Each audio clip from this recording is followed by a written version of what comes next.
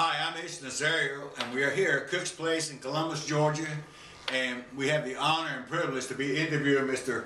Robert Liebendorfer. And we left off, and we were talking about his high school experience. Okay, and we talked about his history teacher, Mr. Omar Newton. Now we're going to talk about his gymnastic coach, James Ansel. Tell us about that. Well, I remember him not just as a gymnastic coach, but as a good guy, good teacher. I liked the way he handled fights, because he would take the two fellows that were about to fight, come to blows, put them in a little gym, put 16-ounce gloves on them, close the door, and then whenever they wanted to come out, they would come out. You never heard any of them being defeated. Each claimed to be the winner. And I think he handled the situation rather well whenever there were fights about to take place. That's an exceptional explanation. I never thought about that. Never thought about that. That was great. That was great. Now we're going to talk to a real good subject: girlfriends. Mr. Liebendorfer had a girlfriend in high school. And this is very interesting. So pay close attention. Tell us about Deanna. Deanna was a very pleasant girl, had extremely nice complexion, few freckles, and the color of her hair was something that I'd never seen before and have not seen hereafter. So that she was quite a girl, but I liked her best of all because she had a car. And never had to walk any place. It was pleasant to know that if I needed to get someplace quickly and she was around, there were wheels to be there and I was there. So, you know, looks didn't have that much to do with it. She's had a car. Well, she was an attractive girl. Oh, attractive, okay. The car had great drawing appeal. You know, let me ask, and this is not on my notes, in high school, some of the faculty that we've interviewed, if you were caught holding hands with your girlfriend, or worse than that, kissing, you got the couples got in trouble. What would ever happen if your principal caught you holding hands with Deanna? We never had that problem. We were always close, but never publicly affectionate. Oh! So that there was never any embarrassment. I wish I could have thought of that word a long time ago. Publicly affectionate. You know, I wish I could have thought of that word a long time ago. Okay.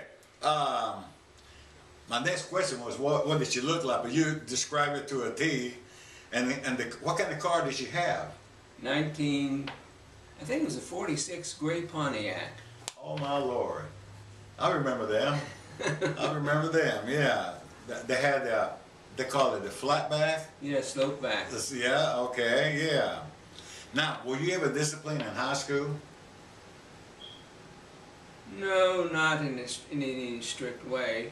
Of course, back then, if you were caught just chewing gum, you could be disciplined, but you were disciplined by staying after school or having to write sentences. But as far as ever having a paddle applied to the part of the anatomy that causes pain, no.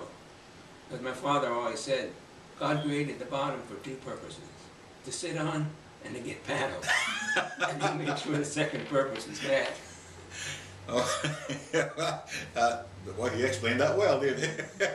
Okay, we won't talk about World War II because Mr. Liebendorfer wasn't old enough for that. We'll talk about that a little bit later.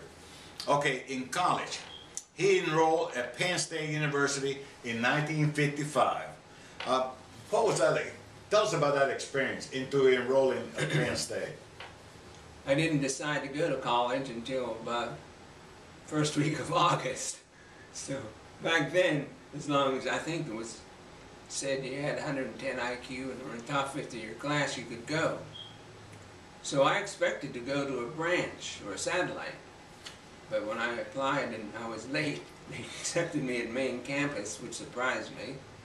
But because I was not there in the summer to take the placement test, they punished me by making me take an English course for no credit, which was wonderful because I had a terrific teacher, and in the class were some vets who could ask questions, vets from Korean War, who could ask questions, and they did a wonderful job of building up my knowledge of English from just what they inquired about.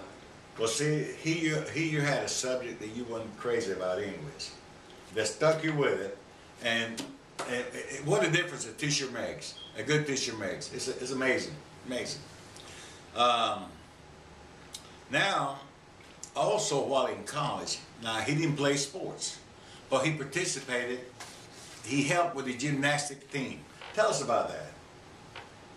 There was a fraternity that generally took charge of putting up the equipment, but occasionally someone would be sick, so I'd go and take his place. But I could only do that, excuse me, for an hour. Then I'd have to go to work because I worked from 5 o'clock to 1:30 every morning, being a janitor, and then after that I'd have to go home and do my studying. So I didn't have much time except for work and the books. Okay, you say you had to go home to Elwood? No, I had an apartment. I tried to get one at least a half hour away because the prices were fairly reasonable. And so if I got off at 1:30, I'd generally get home by 2, study for a while, take a shower, and then be a couple of hours sleeping off in the morning for class. My goodness. That is, I don't know if I can do that. I guess, you know, that is... when you're young, you can do quite a few things. Yeah, I agree to that. I think we'll all agree to that. So,